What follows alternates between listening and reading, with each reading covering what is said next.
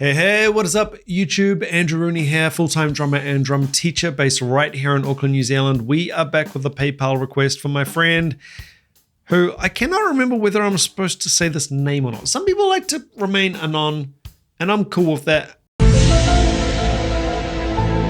I cannot remember amongst all of the requests whether I'm supposed to say this person's name. Look, to the person who did request this, you know who you are. I know who you are. If you want to be known, let me know, and I will pin your comment on this video and everyone can say, thank you for the amazing pick. But anyway, we're going to get to the comment here. Hey Andrew, the selection I'd like you to react to is Toad by Cream. This is the live version from the Wheels of Fire album featuring Ginger Baker on drums, Eric Clapton on guitar, and Jack Bruce on bass. This is an extended version of the studio cut and is mostly a long drum solo. I actually saw them do this on the Farewell Tour in 1968. Damn! God, I'm old. I will provide you the YouTube link below. By the way, it sounds like towards the end of the solo that he's doing like a roll with his feet. Is that possible? Yes, it is possible. Anyway, enjoy. Here's the link, and I'm going to bring it up. It is Toad live by Cream, and it is a long video. That's what she said. She does say that. So what I'm going to do something a little bit different on this one. I'm going to grab, I don't want to stop it because I know it does have a big extended drum solo. I'm going to take notes on this one just so I don't have to stop the video. I'm going to take notes of certain points of interest to me. Yeah, a little bit of a different approach on this one. Let's check it out. Oh, and I should say I already have featured the song Toad by Cream on the channel. That was the live at Royal Albert Hall 2005. That was a little while ago now. And I did talk to you, the mystery PayPal requester, about whether we wanted to do this one. You know, I've already done one version of the song, but no, definitely going to go ahead with it because this is, this is the OG version. It's been a while anyway, so it'll be well worth another listen.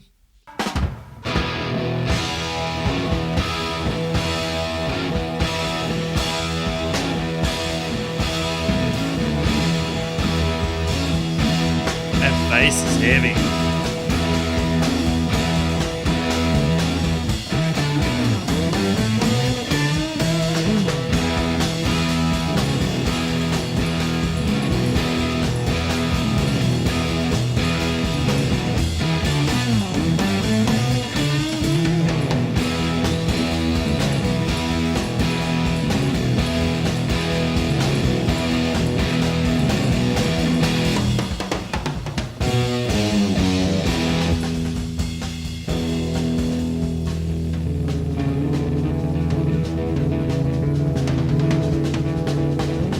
Straight into the solo.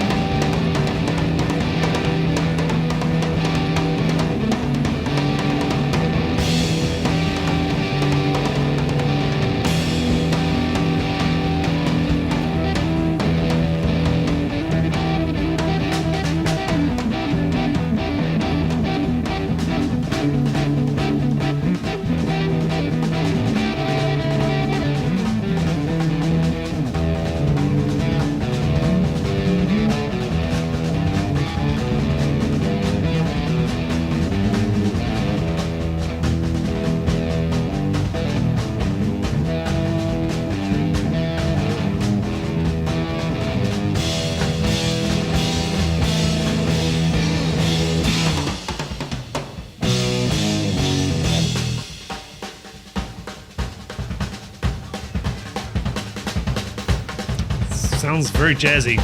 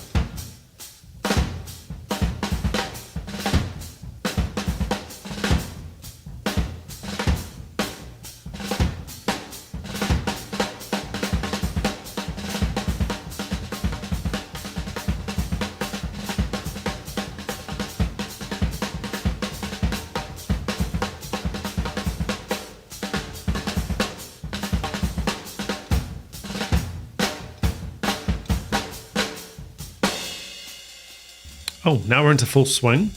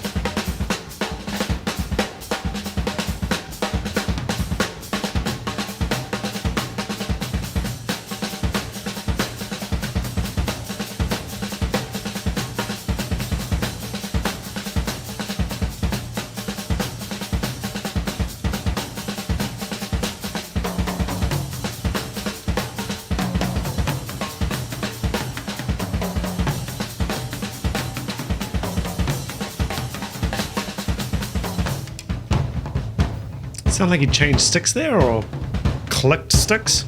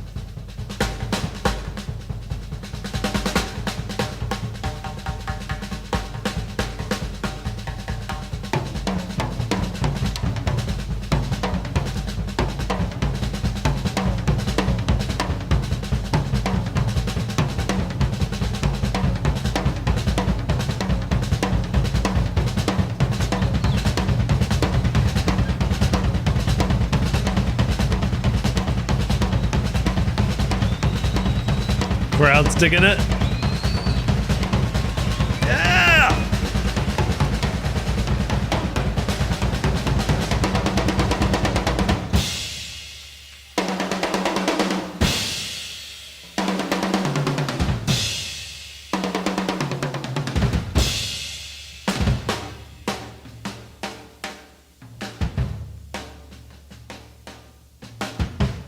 Listen to the buzz.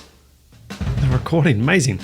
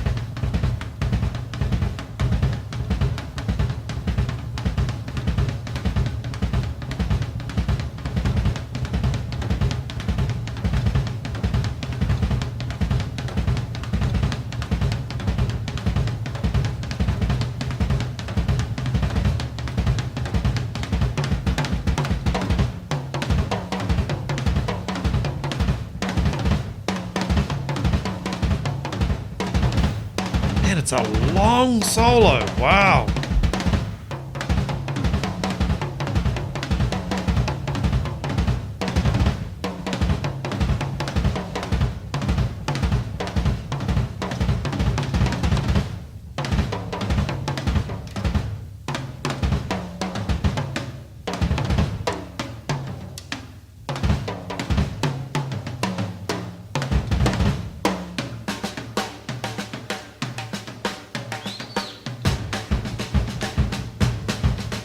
a real African Nanyigo.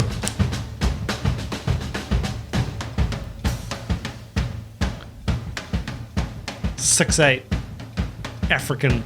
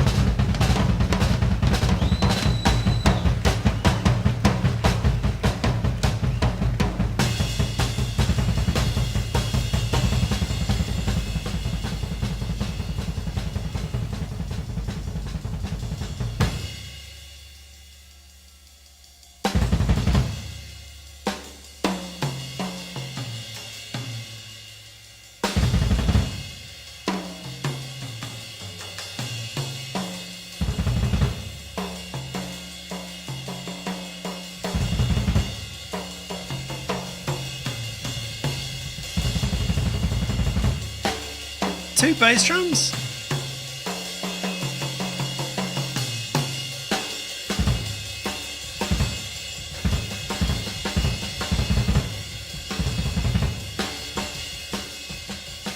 Hit me in the comments. Two bass drums, 68.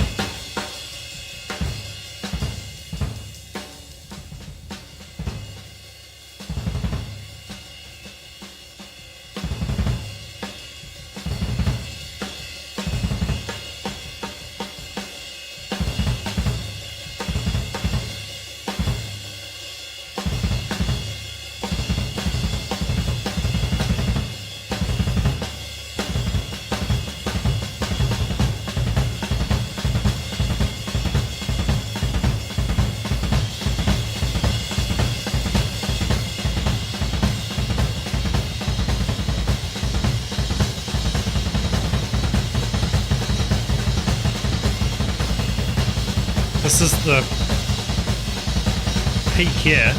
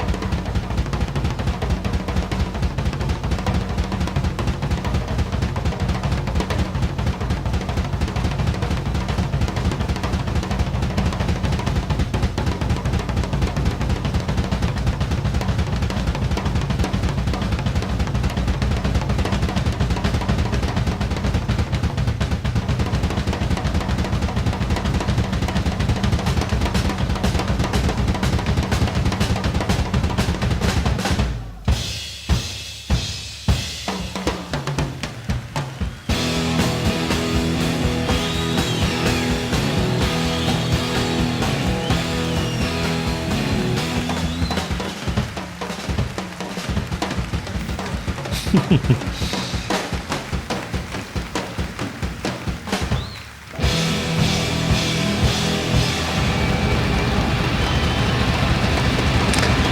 a standing ovation. That is a standing ovation.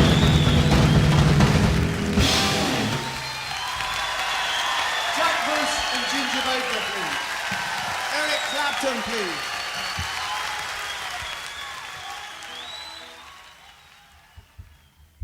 Okay, so a slightly different way to do the video with with actually taking notes. So one of the the first thing as a drummer, as a drum teacher, that grabbed my attention was the activity, the comping sort of approach, ensemble playing at the start with the group.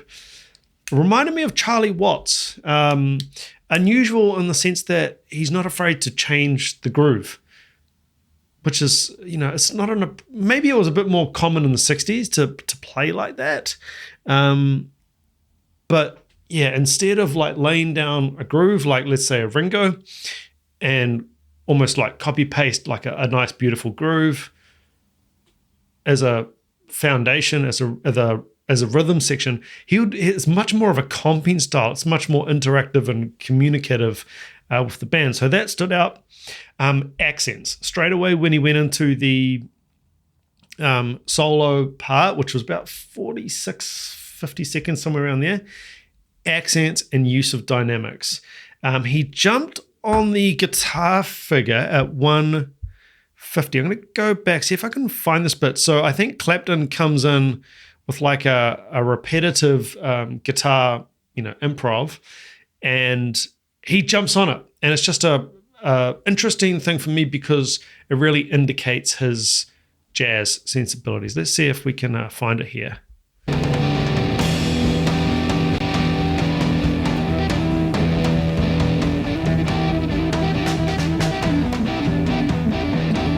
Repetitive.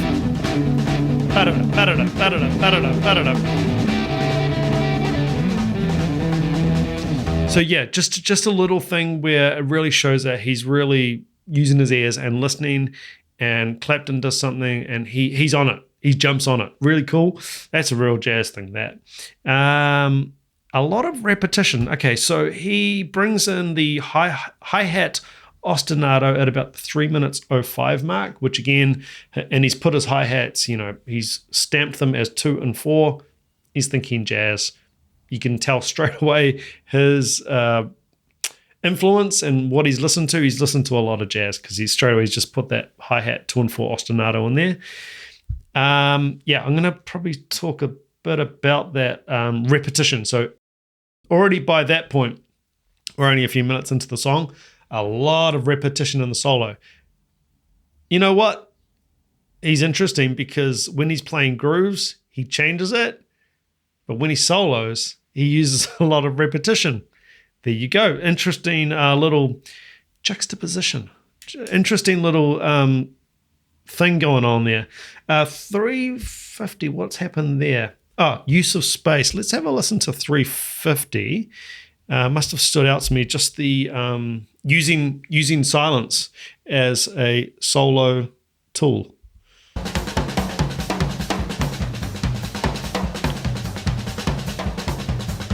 So this is quite busy.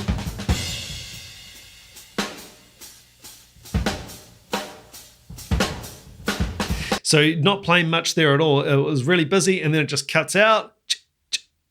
Hi-hat ostinato 2 and 4, chicking away, and then slowly start bringing in like sparse accompaniment around that. So he knows about drama, he knows about tension and release and how to create drama in a solo, clearly. Yes, that's one thing that really stood out, is his use of classic jazz solo vocab, in the sense of he'll play like a motif, like a repetitive rhythmic figure, or sometimes it was a melodic figure using the toms, and then he'll repeat it, and then he'll repeat it again, and then he'll develop it, and this is a constant theme throughout. So if you're looking for like the through line for his approach, it is play a motif, play something. You know, this could be anything. Ba ba ba ba. There could be that, and then you repeat it. Ba ba ba ba. Ba ba ba ba. Ba da da da da da da. And then develop that figure, and then you're off. You've you know, got like a launch pad. You've got something to work with, as opposed to just going solo and just trying to play as fast as you can. Not very interesting. I mean, his way is interesting. What I'm saying is, if you just play lots of fast notes, that's not an interesting approach. No one cares how fast you can play. Swing right at 4:30. Now, this was stood out because it was really like a genuine swing ride, and I didn't expect it.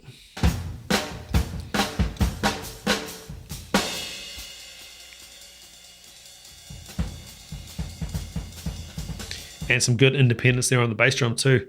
Really, really cool. 550. Let's jump to 550. I've written down tom motif.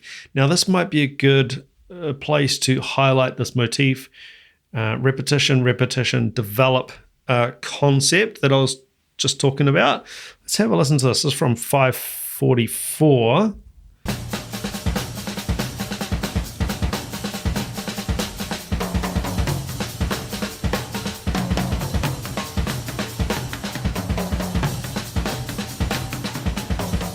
Hear that bum bum bum bum bum bum bum bum, and so he's playing other stuff as well, but he's got this tom melody that he's repeating and repeating, and sometimes he changed it. He ended up on a different tom at some point. Bum bum bum bum bum bum bum bum bum bum bum bum, and repetition, develop. Decrescendo 650. Go to 650. It's not something that a lot of people, especially when you're starting out, will think about, like playing a big solo, but then going quieter. Really effective tool.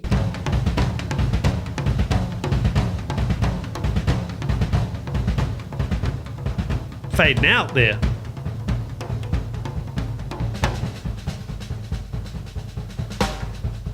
So what he's doing there, he's drawing you in.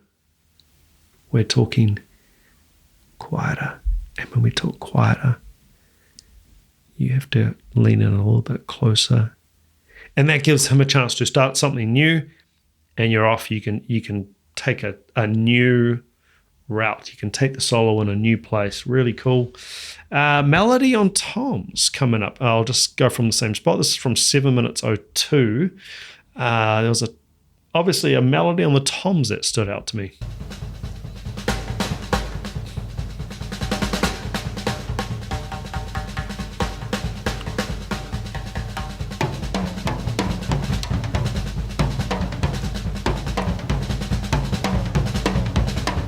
Dun da dum dum da dum dum da dum da dum da dum.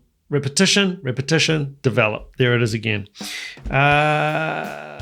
13 minutes. I don't think we need to go back to that, but that was clearly like the peak of the solo and the big moment where he's playing his loudest. Now, if you are looking to compose and play really good drum solos or guitar solos or anything, I mean, it's probably unlikely that you're going to get 15 minutes on the floor, but you can condense all this into like a minute solo or whatever. Notice how he left the peak of his solo. I mean, there were various peaks and valleys throughout the solo, but the really loud bit, which I wrote down as 13 minutes, he waited to almost the end. It was almost the end before he's basically hitting the drums as hard as he can and with the most intensity and note density. He waited till the end. Again, drama. Leave them wanting more. Drop some cool stuff. Repeat it, develop it, live in that world for a bit, change into the next part of the story. You're telling the next part of the story. Then, you change chapter into this bit and this bit. And then this is the big part of the story right here. And then cleverly, the whole band kicks in and it's like, damn, how do they know how to do that? So yeah, really, really cool. Always good to come back to Cream and Ginger Baker, a drummer that I don't I don't know that well. So really cool to listen to a bit of his vocab, you know, have a listen to what he's all about. Really, really good stuff. Thank you so much for this request. You know who you are out there. Guys, I hope you enjoyed this video. Please do consider hitting that subscribe button, like button, and leaving a comment. That really helps me out and helps me to grow and improve things around here on the channel. If you have a reaction request like this one that you definitely want to guarantee gets on the channel, then I can guarantee requests at this point due to the volume of requests that I get via email and whatever. PayPal link, that's the only way to guarantee a request at this point. I do also have a Patreon. It's just $5 a month. You get access to the blocked videos. And remember, pick up my 30-day free trial over at DRUMEO. 30 days, check out the site, see if it's a good fit for you and your musical education. Guys, until next time, take it easy, keep chopping wood, ciao.